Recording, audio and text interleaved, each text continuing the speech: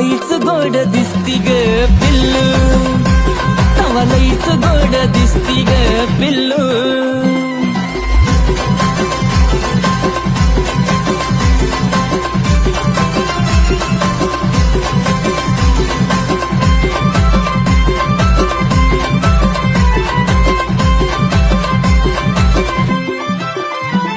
अशी नागमोडी केलेली केसाची बांधणी, जणू स्वर्गातून उतरली शुक्राची चांदणी.